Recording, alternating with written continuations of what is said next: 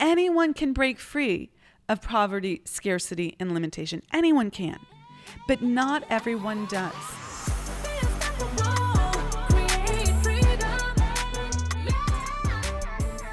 Thank you so much for joining us and for being a part of the Unstoppable Woman movement. This Mindset Mastery series on the podcast comes to you every Saturday morning and takes what we discuss in the Morning Mindset Club, compiles it into one easy to access recording, and gives you bonus content at the end that fleshes out one key concept in much more detail. Now, this bonus content is not to be missed.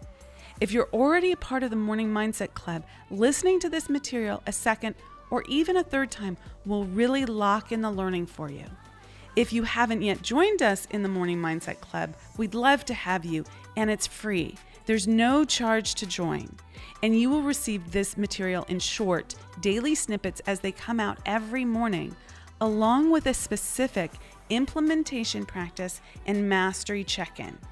It's a full success consciousness program that for the time being is totally free. You can find it at theunstoppablewoman.com/mindset club. With that, let's dive in and get started. Hello, and welcome to this next installment of the Morning Mindset Club. We are now diving into the next section on desire. I want to read you a couple of very powerful sentences. Only those who become money conscious ever accumulate great riches. Money consciousness means that the mind has been so thoroughly saturated with the desire for money that one can see oneself already in possession of it. I'm going to read that again. Only, not sometimes, not sort of, not kind of, but only. This is a requirement, is what that means. Only those who become money conscious ever accumulate great riches. Okay? Great riches, not small riches, but great riches. And if your goal is not around something financial, but it's like really making a big impact in the world, or maybe it's getting your novel published or your screenplay made into a movie or winning a Grammy or getting funding for a business and being the next amazing startup that has a IPO that's incredible, whatever it is, okay? Only those who become money conscious ever accumulate great riches. Whatever it is that you want, you must have the consciousness for it. Okay, money consciousness, so now this is specific around the financial stuff.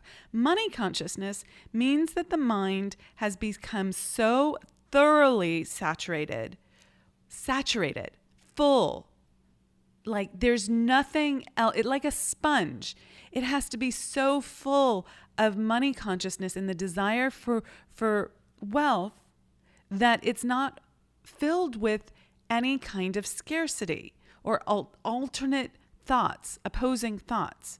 Okay? So thoroughly saturated with the desire for money that one can see oneself already in possession of it. That's such a key piece here. You have to see yourself in possession of it already. Can you actually see yourself with that kind of money and living the kind of life that kind of money would provide you?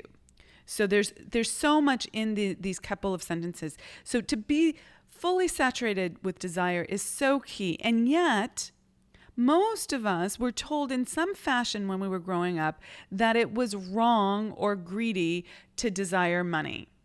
And yet, Hill is saying that you actually have to saturate yourself with this desire.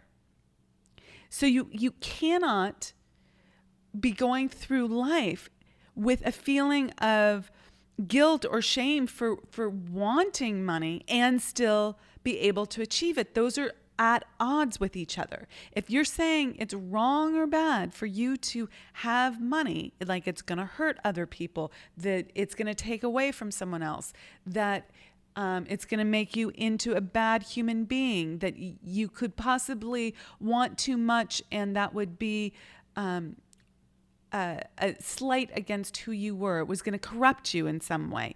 If you have any of those thoughts, you're at odds with yourself, and you are not thoroughly saturated with a desire for money, and you do not yet have money consciousness fully ingrained.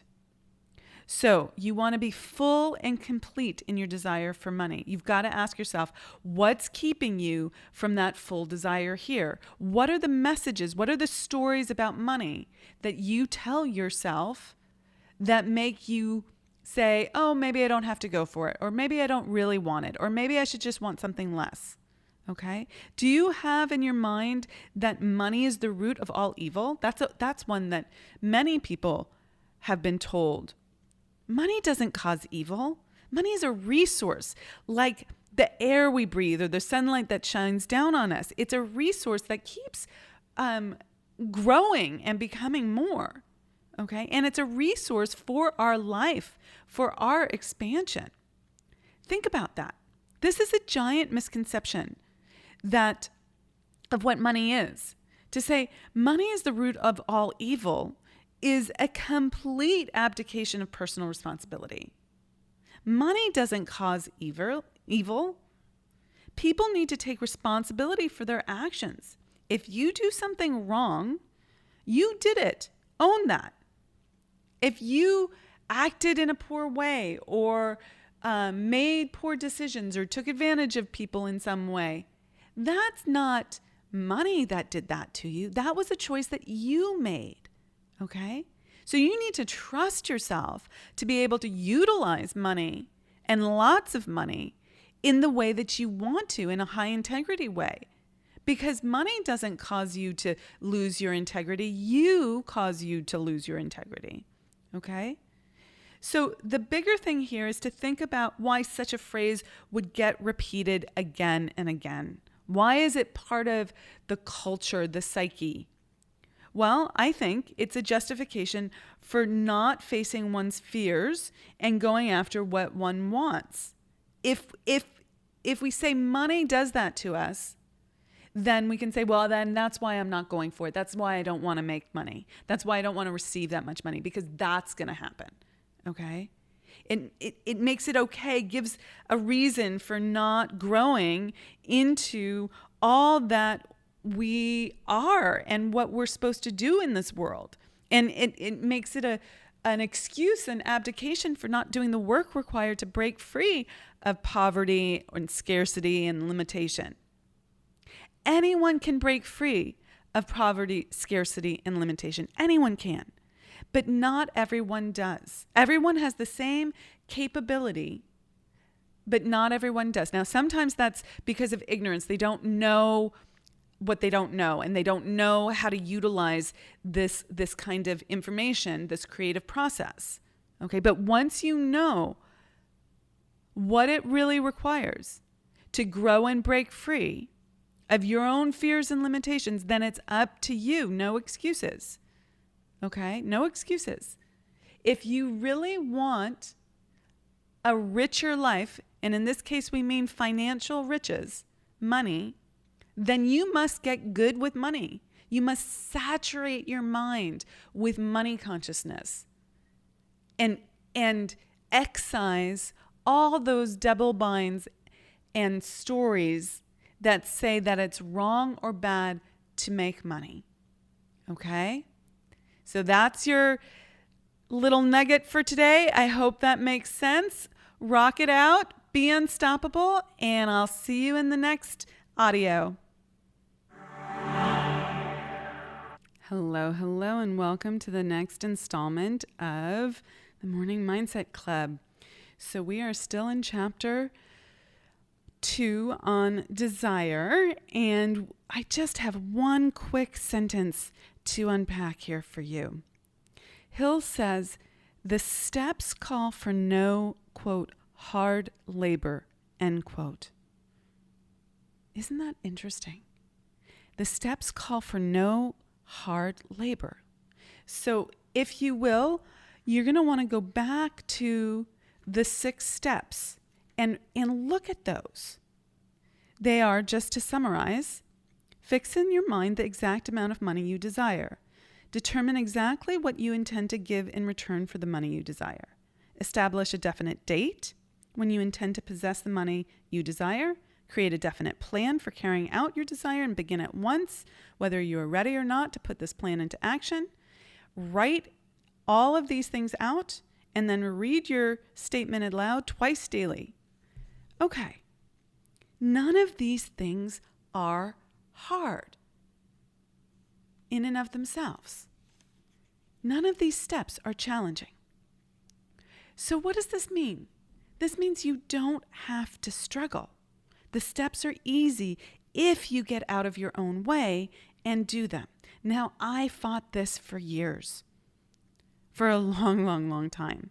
I read that, didn't do anything with it, and decided that, I had to work really hard in my business. And let's be clear, I put a lot of effort into my business. I still do. I'm diligent in the application of my efforts. I put effort in, but I'm not struggling anymore. I'm not creating hard, mentally, emotionally, physically hard labor. Okay? But I believed that I had to, and I struggled for years. And my results showed that. My experience showed that. I always am saying, look at your results to see, where you're at. And I clearly wanted to make it hard because that's what I was doing. But I had no idea what part of me wanted to make it hard. All I knew was that I was in the hard. And yet Hill is saying here that steps call for no hard labor. And it's true. It doesn't have to be hard. And what I found was that I was really quite attached to the hard. It was where I got my sense of worth by working hard, the grind, if you will. All I knew was how I was brought up. And certainly a strong work ethic is an amazing asset. I have that. I'm proud of it. I utilize it every single day. But now I do it with delight, with joy, with ease, with enthusiasm. I have a great attitude. Whereas before, it was an uphill battle. Because I had an unconscious or subconscious belief that said, in order for it to be worth it, it had to be hard. In order for me to feel worthy, I had to struggle. But there's just no truth to that. That is not the truth. Everything changed for me when I understood that. And here's a reframe for you. When you work for the satisfaction, let me say that differently. You work for satisfaction, for the feeling of satisfaction that working gives you. That's what drives the work. That changed my attitude completely. Okay? When I realized that I was working for my own satisfaction, my own well-being, my own feeling of yumminess and achievement, but I got paid for the service that I provided. Those are two distinct things. I show up for the satisfaction, but I get paid for the service that I provide. So you need to embrace what you do, love it, do it for the love of it. Then it's not hard anymore. So do these 6 steps for the love of it. Then it won't be hard anymore. And that completely changes the experience. Yes, of course, there will be times of extraordinary challenges in your life and business where you're up against the terror barrier and all your fears come to the surface and you won't want to continue. You want to turn around and you'll want to stop. And quite frankly, you want to be doing anything but what you're doing and run in the other direction. That's where the hard comes in because you are up against doing something new that is contrary to your existing belief system about who you are and what is okay in this world, what is safe in this world. That's when it's hard. Now you have to do it anyway to move through it.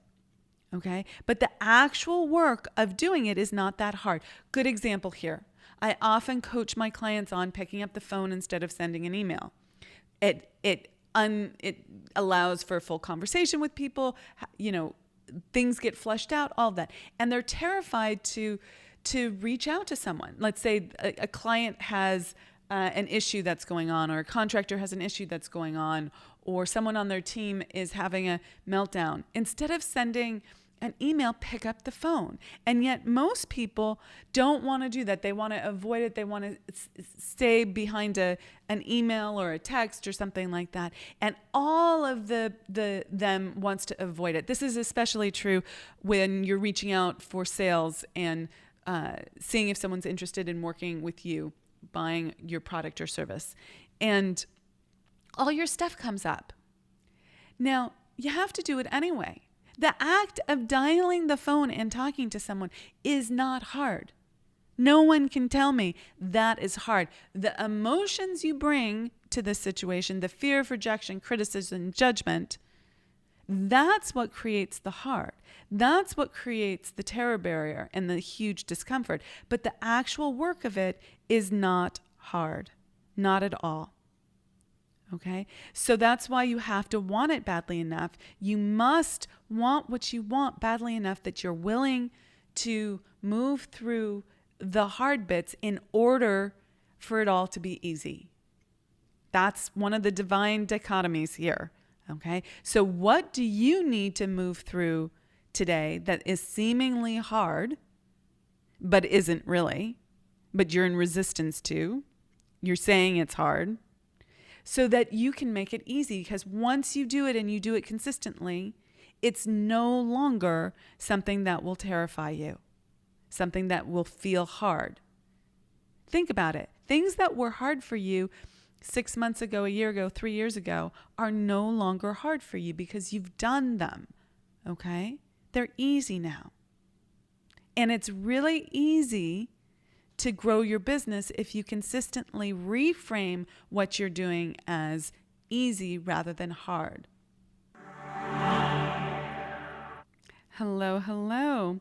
Okay, we are going to continue with unpacking the 6 steps, practical steps to riches. So in this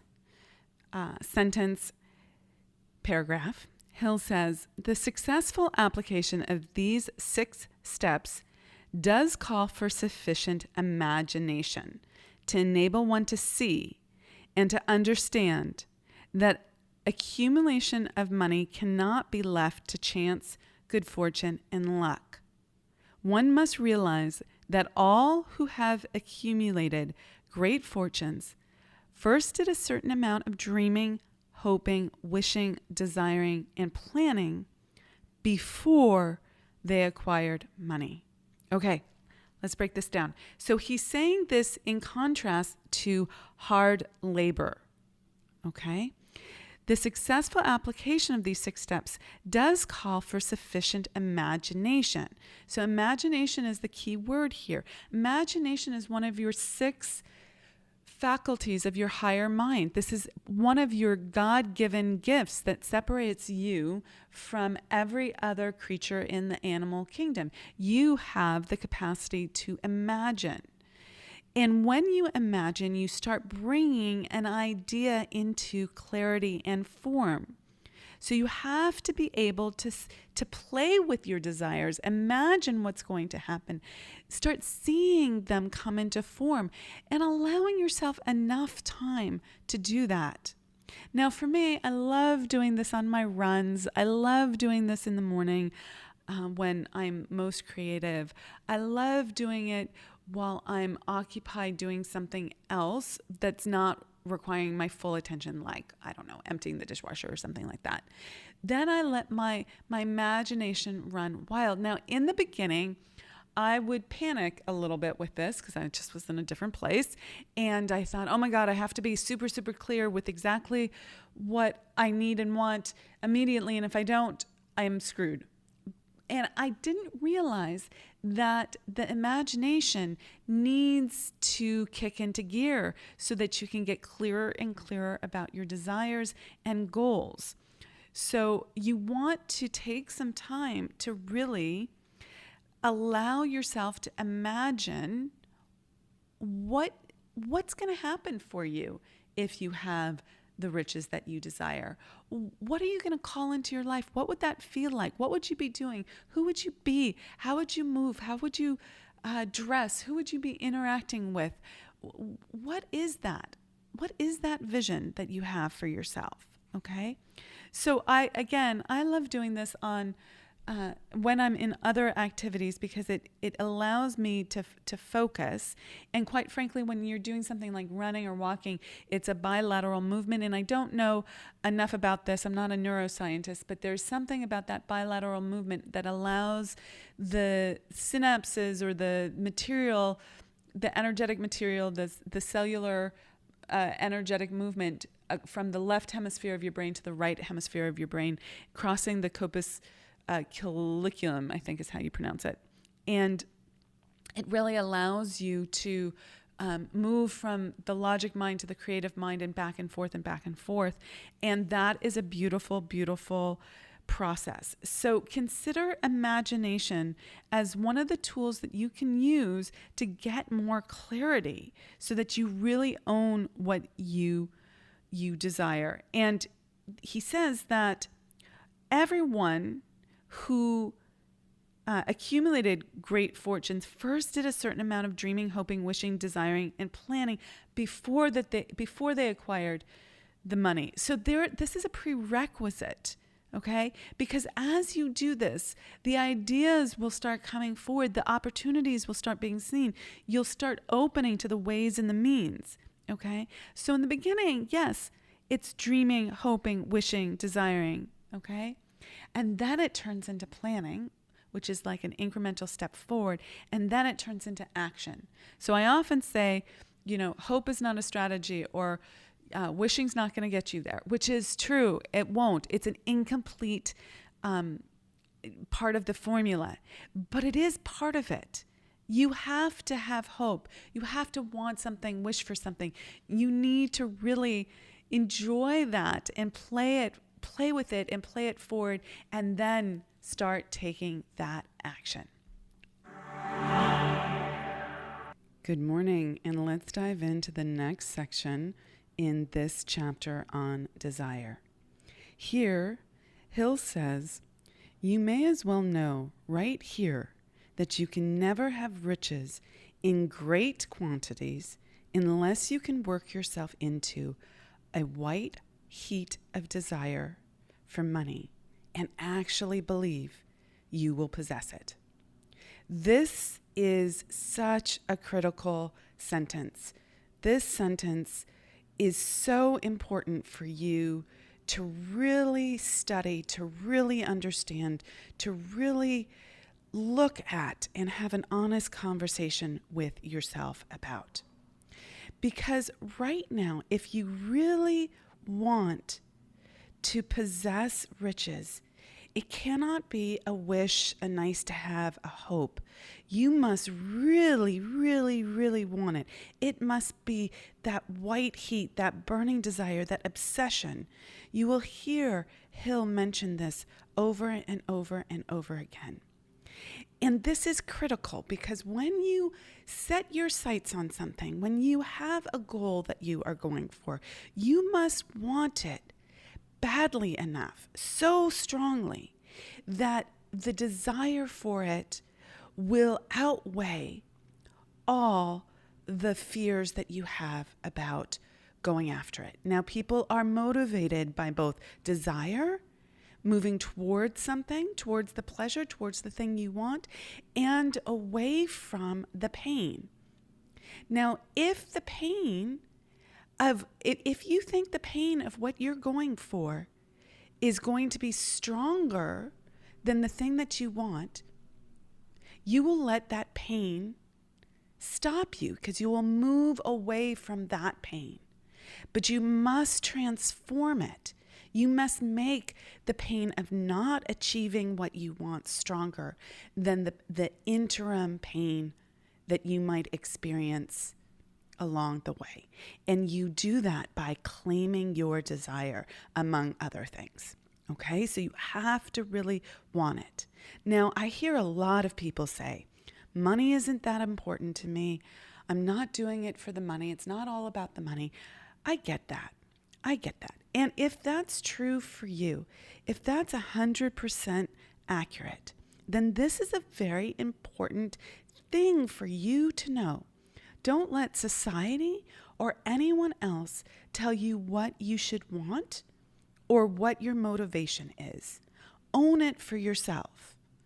If what you want badly is really love or presence, own that.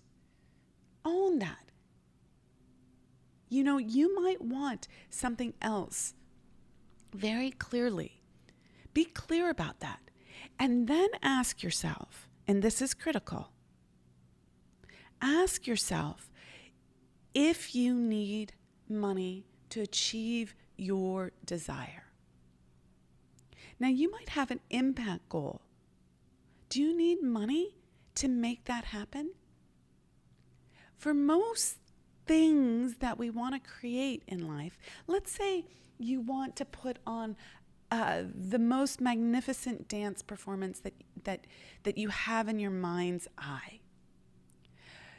Will you need the money for the sets, the money for the stage, the money to market it, the money to hire the dancers, the money to pay them a livable wage, the money for the costumes, the money for you to pay yourself and live while you're putting on the performance? Now, you can do trades and all sorts of things for this, but an exchange like that works. However, for most people in this society, having money makes it so much easier to create the thing that you actually want to create. So whatever it is that you have in your mind's eye that you want to do in this world, and it could just be a lifestyle goal for yourself, how much is that going to take? So you have to really look at this. And I find that for many people, they underestimate how much money they actually want for the initiative that they have or for the lifestyle that they want to live. And they put blinders on about it, and they go a little bogged out about it because they have a bunch of stories around money and what it's going to take, and we're just going to call them money stories for right now. There's a lot of denial around wanting money that happens, and it's something that I actually talk about and help people unpack at the Unstoppable Woman Summit. So if you're interested in that, just make a note of that, okay? We do those, and you're invited. You're very welcome to attend those. They really help you see where you are telling yourself stories about money, and this is so critical, guys, because if you don't really own what you want, you will never have enough of that white heat burning desire obsession to get it. Okay, so whatever it is you want, you must want it badly enough and remove the lies, the alibis, the excuses, the double binds, the loyalty packs, the stories that stop you from really going for it. Okay? So you have to really own it, and you must understand that there is a monetary component and release any monetary, like money stories that you have there. Okay? Now, the second key here, the key aspect to this sentence is the word believe.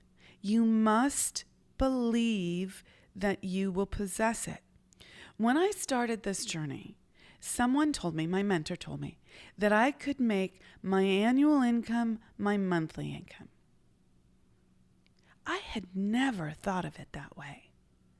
I had never thought that that was possible, that you could make your annual income your monthly income. That, my brain just started flipping out listening to that.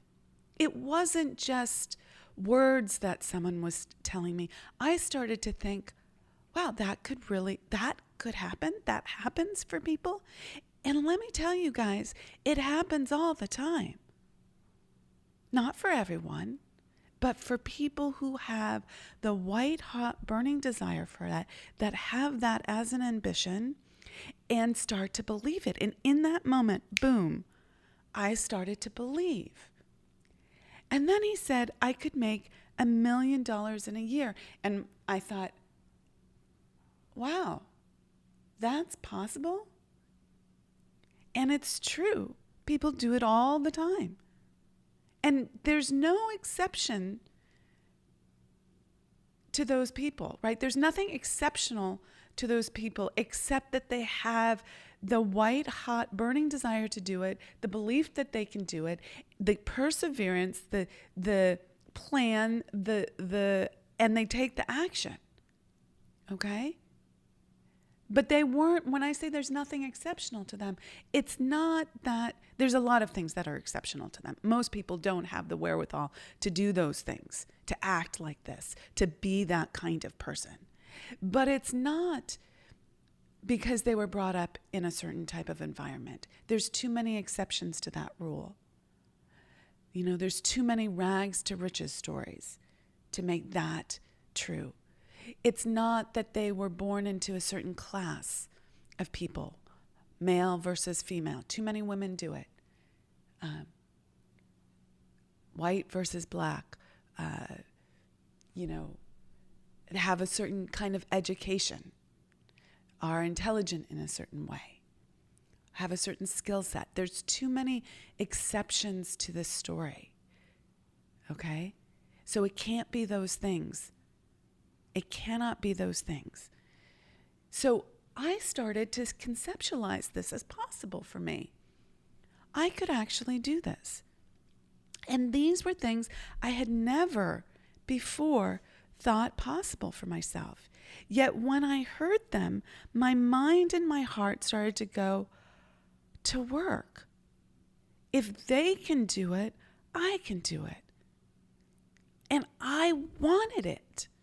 Suddenly, I had both the burning desire and the belief. That was all that had to happen for me to get started. Now, that's not all that had to happen for it to go from an idea to manifestation, okay? But that was all I needed to get started. And to know that it was possible for me, and I latched onto it. And that's the year that I went from making $138,000 annually to $700K in 1 year. That's a 5 times increase in my income, something that I had never thought possible. And I made my annual income, my monthly income in that year.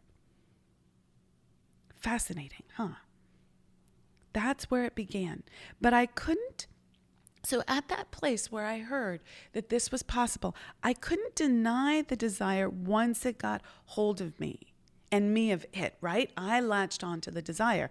I did not deny it. I did not say no to it. Then we were off to the races, as they say. I actually had to decide at that point to get help as well. Okay. It was at that point that I hired my mentor, scared as I was. Okay. But wanting it badly. I know that I had to want it badly. Okay. But that's where it took off. Okay. So what do you really want? What do you want to make a year? Do you want to make your monthly income, your annual income? Do you want to make $1 million in a year? Do you want to make more than that? Do you want to double, triple, quadruple your income? Do you want to be the best in your industry? Imagine what that would be like. And then ask yourself, do you believe that you can do it? By the way, belief is not the same thing as the how. Okay? This is where so many people get tripped up and confused. At this stage of the game, we're not asking you, do you know how to do it? That's not the question right now. The question is, do you want it? And do you believe it? that you have the capacity, that you're capable of it, that it's possible for you, that you could have this. That's all I'm asking of you right now. After that, then you have to decide that you're going for it. And then once the decision is made that you're going for it, then the how comes in. You do not need to know how to do it. I had no idea how to do it. Okay. And that's why I hired my mentor. Okay. And that's why you want to get very clear first. Do you want it? And do you believe you can have it? Then you decide.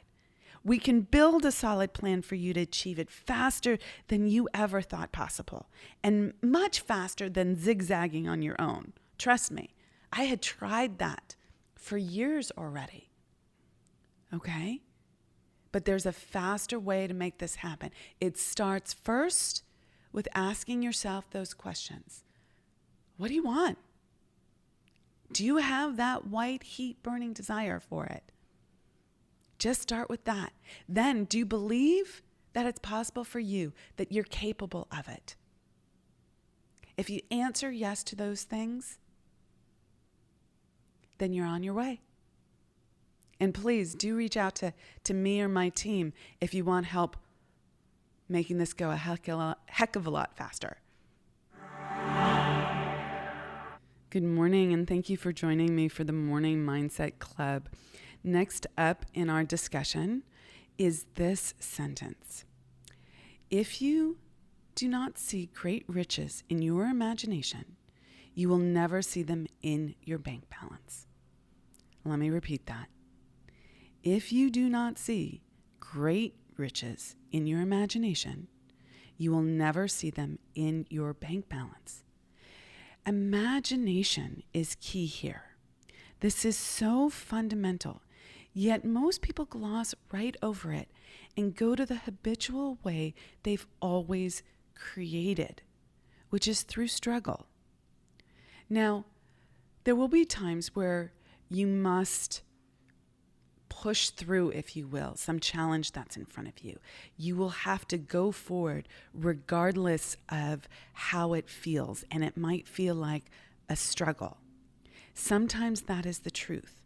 There's going to be lots of challenges that come to you. And at first, it might feel like an uphill battle or swimming upstream. And yet, as you work this methodology and get really super clear on how this happens, you will learn how to flip the switch for yourself and become one of those lucky few who claims their lives, who claims how to turn their lives around from struggle and start creating.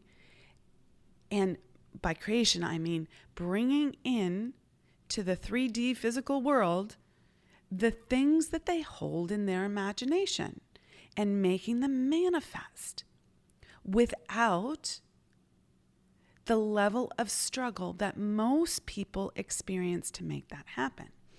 Now, when I first started on this path, I did not understand how much easier it could be, because I was so enmeshed in my way of doing it.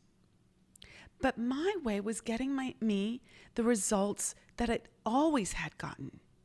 And it came with the struggle that I was always experiencing. And I had that as my worldview, and I could not step out of it until someone told me and showed me the way. And basically said, your way isn't working, try my way. And I had to swallow, if you will, my pride and recognize that actually how I was approaching achieving my goals was actually embedded with a huge amount of struggle. And maybe there was a different way, because look over there. It looks so easy for them, right? We look at the after stories and go, wow, They just make so much money. How is that possible? Whether you're looking at Oprah or Beyonce or some NFL star player who makes $20 million a year, the after story looks so easy. And we discount it and say, that's for the lucky few, and it's not. They did something different. Success leaves clues. So the thing that I want to point out here is that, yes, there is going to be work. I do not want you to misinterpret what I'm saying. However, it starts in the workshop of your mind. That is, making it easier starts in the workshop of your mind, which is the imagination. I just finished teaching a whole masterclass on imagination to the women in my Spirit of Wealth mastermind, and there's so much I could say on this. In fact, it could probably be a 2 or 3 day event, right? A seminar on that. Actually, there's an idea, right? That's exactly how the imagination works. It's always creating if you allow it to. But what happens for most people is that they don't know how to channel it and give it a structure. And without a structure, it meanders hither and yon. It's not given a purpose, a goal to go after. See, you're always imagining. That's the truth. It's one of the creative faculties, the faculties of your higher mind that you were born with. It is an absolute gift that cannot be taken away from you, but you can misuse. See, you're imagining what you're going to make for dinner. You're imagining when you're going to go for a run. You're imagining what the kids need now. This is all a form of thinking, of imagination. You also might be imagining why something that you want won't work. You're automatically going into negative thinking, negative faith, saying things like, I can't do that because, or they're going to say no and treat me like poorly, or they're going to reject me, or that's impossible, or I don't have time for that, or I don't have money for that. Those are all, you are using your creative faculty of imagination there against yourself, okay? Maybe you're saying, no one's going to, buy my story. No one's going to want to create my script into a movie. It's going to be hard to sell my script. It's going to take 20 years of struggle before I make it in Hollywood. This is using your imagination against yourself. So you've got to go back to that question in this, the key thing in this sentence, which says, if you do not see great riches in your imagination, you will never see them in your bank account. So do you see it? And do you see it in your bank account? How much do you want in your bank account? What do you want that bank balance to be? Again, this is a clarity question, okay? How much money would you like in there? How much money would you like to consistently flow in and out of there? Because it's not about just gathering it and hoarding it and being afraid of using it. You want to have a great life. You want to use it for stuff. The people who create the most money in their lives are actually also using the most money in their lives. This is a truth. Okay? So this is what that sentence is about. What is the exact amount that you want in the bank? And start seeing it and imagining it first. That's where it starts. Okay? So this is a big step for you. Take it today, be unstoppable, and have an amazing day. Good morning, everyone. Next up in our study is this line, this paragraph. We who are in this race for riches should be encouraged to know that this changed world in which we live is demanding new ideas, new ways of doing things, new leaders, new inventions, new methods of teaching, new methods of marketing, new books, new literature, new features for the radio, new ideas for moving pictures. Back of all of this demand for new and better things, there is one quality which one must possess to win, and that is definiteness of purpose and the knowledge of what one wants and a burning desire to possess it. Okay, lots of juiciness there. So let's break this down. There are a few different things that I want to point out in this section. One is he talks about a race and winning. And for lots of people, that might imply a win-lose mentality or a sense of competitiveness that causes you to feel ill at ease because you want to be on the creative plane. But then in the same paragraph, he's talking about all this creation, like creating all this new stuff. That's what it's going to require. It's going to require creation. So how do you make sense of this? Well, the way I make sense of this is that I am running my own race. You need to be in competition with yourself, not with anyone else. We don't live in a zero-sum universe. We can all win. That's my concept. That's my philosophy. That said, you as an individual only have so much time on this earth in this lifetime. So you are actually in a race against time for yourself, not against anyone else. But it's a wake-up call. Are you going to let another week pass? Are you going to let another month pass? Are you going to let another 6 months pass? Next year? 5 years? 10 years? 20 years? 30 years? How much time needs to pass before you wake up and step into your greatness and really say, now is the time for more life. Now is the time for me to face my fears and go forward and be unstoppable and be determined and persist through the things that are challenging so that I can create what I want to create in this world. So that when I get to my last breath, I can say I've left everything on the field of play. That's where I want to be on my last breath, that I have left everything on the field of play, that I've done everything, showed up in the way I want to show up. I haven't retracted. I haven't lived in fear.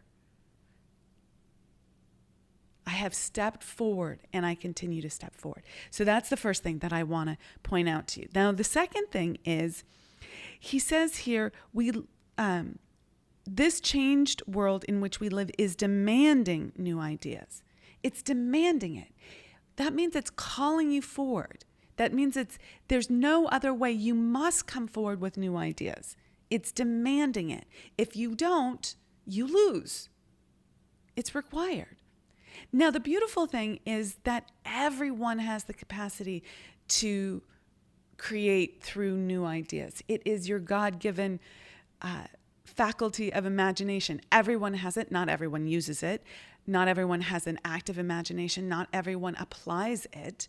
Earlier in this chapter, just the paragraph before, he talks about practical dreamers. To be a practical dreamer, you must use your imagination, but then put it into action. Apply it. Be practical about it. Don't just be head in the clouds, wishing, hoping, dreaming, but take that dream and make it manifest through action. Okay? So you must heed the call of new. And I find it fascinating that this was written almost 100 years ago, and it's still applicable here.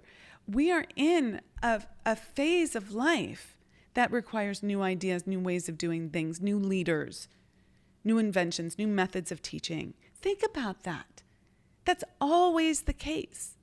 How are you going to step forward and lead? How are you going to step forward and create new literature, new books, new things for the world of video and digital age, right? What are your new contributions? What are your new ideas? They come from your imagination mixed with infinite intelligence, all the energy that is, and then you need to put them into practical application. So that is your action for today, your thought process for today. What is the new thing that you're calling in? It can be small, it can be large, but what is the new thing that you are creating? And what are you going to do today to make that manifest and not just a nice idea? Okay, with that, rock it out and be unstoppable.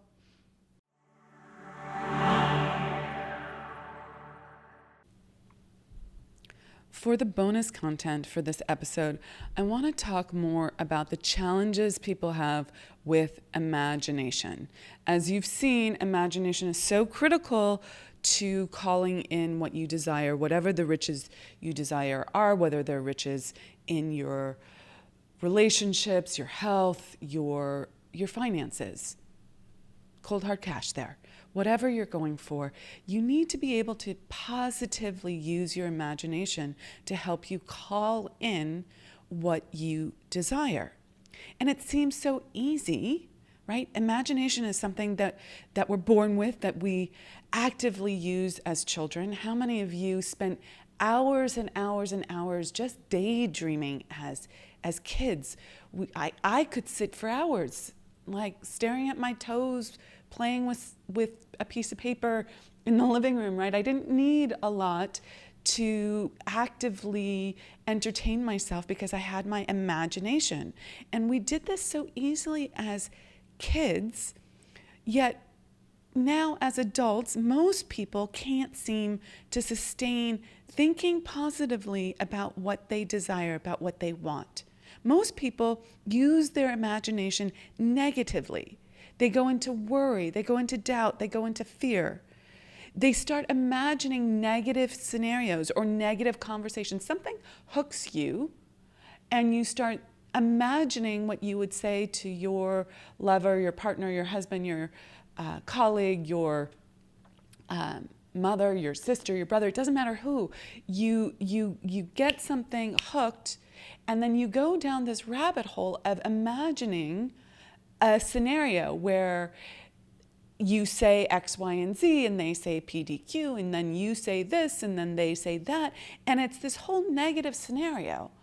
And you're in a place where you're probably defending yourself. Or another great place for me to point this out is, let's say you're going for something big in your life. You're presenting a proposal to someone, whether it's like, here's my new screenplay, or here's my book.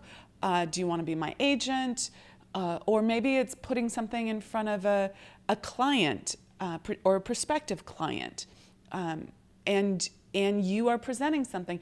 And in advance, you start imagining all the things that they are going to say negatively. Like, no, we don't want it. It's like this. We can't do it. Whatever it is. You're imagining what you actually don't want. And this creates a block, quite frankly. It's not a good habit to be in, and yet it is habitual. Let's talk about now why this is a habit, why we might have this as a pattern.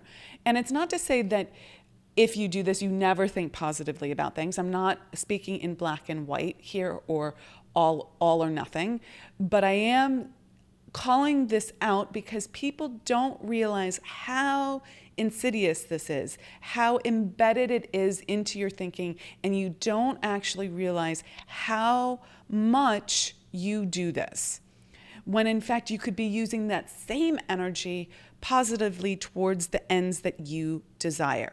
So why do people do this? Well, partly it's habit. They've just gotten in the habit of doing it. Okay, we can change habits. Partly, I think it's because we think we're problem solving by doing this. We're thinking about all the possible things that someone could say or things that could happen that we have to plan for in advance. Now, that's perfectly reasonable if it is short and contained and done consciously. But most of the time, this is done very much unconsciously. You just get hooked by a thought and you're down the rabbit hole thinking about this negative scenario, imagining this negative scenario, without it being truly a conscious, like, oh, if that happens, we need to shift to here. We need to adjust how we speak to this point, right? Like there's a different consciousness when you're actually problem solving versus when you're in negative imagination. And so be aware of that. But I think in part people go down that path because they think that it's preparation, but you get hooked. Okay, now I think the bigger picture here about why people do this is that we are programmed from a very young age to feel like we have to defend ourselves and defend ourselves in advance to prove that you are not wrong or that someone else is wrong. Now, I know that this might be a little triggery for you, like maybe I don't do that, but really think here. Really look at this. As a child, most children were misunderstood or felt misunderstood in some way when they asked for something. When they said, I want this, mommy or daddy. I want this, grandma. I want this, whoever my caretaker is. Okay? When you expressed a desire to do something, let's say it was as simple as, I don't want to go to school. I want to play with my toys, right? But mom and dad want to get you to kindergarten, okay? Because they know in the bigger picture of things, that's probably going to help you get through society. Mom and dad are not consciously trying to F up your life, okay? Well, hopefully, maybe some of them were, but in this example, I'm going to give them the benefit of the doubt that they were really trying their best with the information they had at the time to raise you the best way that they could. So they have a desire to get you to school on time, and you have a desire to take 4 hours putting on your shoes or playing with your toys. And then at some point, mom or dad gets a little gruff with you, calls you out on it. Hurry up, let's go. What are you doing? What do you think you're doing? All of this stuff. Now you have a desire to play, but that was squashed, made insignificant, ignored, dismissed, whatever you want to call that. It was pushed aside. And this happens 1,000 trillion million times in our childhood. Not because, again, our parents are trying to F us up, but because of the meaning we associate with it. We're young, we want this, we don't understand that the bigger picture of things. So we just think it's not okay to have our desires, because if I desire something and my mother God or father God doesn't want me to do that, I must be wrong for wanting that. But we know that we're not, because desire is causative. Desire is part of our full self-expression. We know that intuitively, in fact, instinctually as a child. And yet we have to put meaning on it in order to survive in this world, because we can't make our mother God, our father God wrong, okay? But then we are in this dynamic. Is what I want wrong, or is what they want wrong? And suddenly we're programmed, not suddenly, but over time we are programmed into this right-wrong paradigm. I have to defend my desires, but if I defend my desires, I'm making you wrong, you must be wrong, no, I'm wrong, back and forth. It's very, very confusing. And if you're ever in one of those scenarios where you're like trying to defend yourself in your mind and make someone else wrong, you'll know how there's a feeling of unsettledness there. It's not a feeling of thrilled to be alive, this exuberance, love, openness, greatness, extraordinary life, delight. It's none of that. It's this like heavy, dissonant place. So you got to wonder what the heck's going on there, okay? And this I think is the squashing of our unique self-expression. Okay? We're taught that wanting is going to take something away from others, and like it's a zero-sum game, when in fact it's the full expression of ourselves. So when we say we want something, I want to be that, I want to do that, I want to have that, it is for the fuller expression of ourselves. It is how we express ourselves.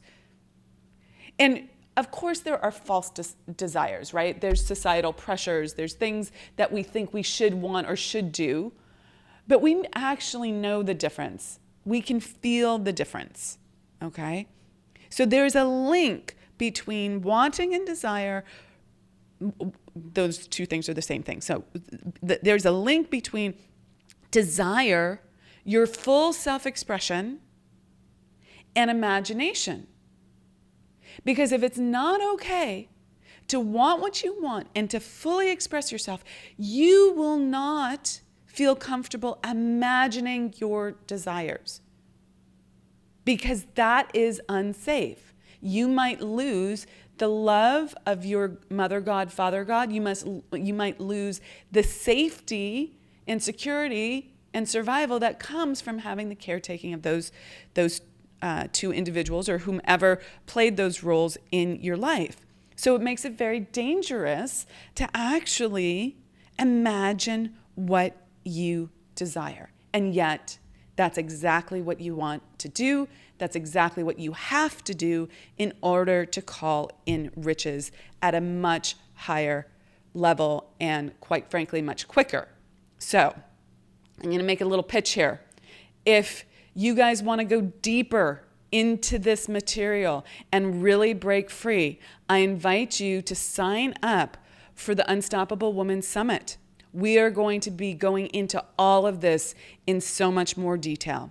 So please look for the links to the summit on our website. You can find that at theunstoppablewoman.com, and we hope to see you there. Okay, with that, rock it out. Be unstoppable. Take care. Bye. Thank you so much for joining us and for being part of the Unstoppable Woman movement. This special series is a part of our Morning Mindset Club and comes to you here on the podcast every Saturday morning. If you'd like to join the Morning Mindset Club at no charge, you won't have to wait a whole week and can listen to this series in short daily snippets every morning. Plus, you'll get a quick implementation practice and mastery check-in to go along with it. You can find the Morning Mindset Club info in the show notes below, or just head over to theunstoppablewoman.com/mindset club. And as always, please share this podcast with 2 or 3 women who are ready for exponential growth and exponential wealth. And if you're game, we always appreciate a review on iTunes. That really helps us reach and elevate more women. Thanks so much, and be unstoppable.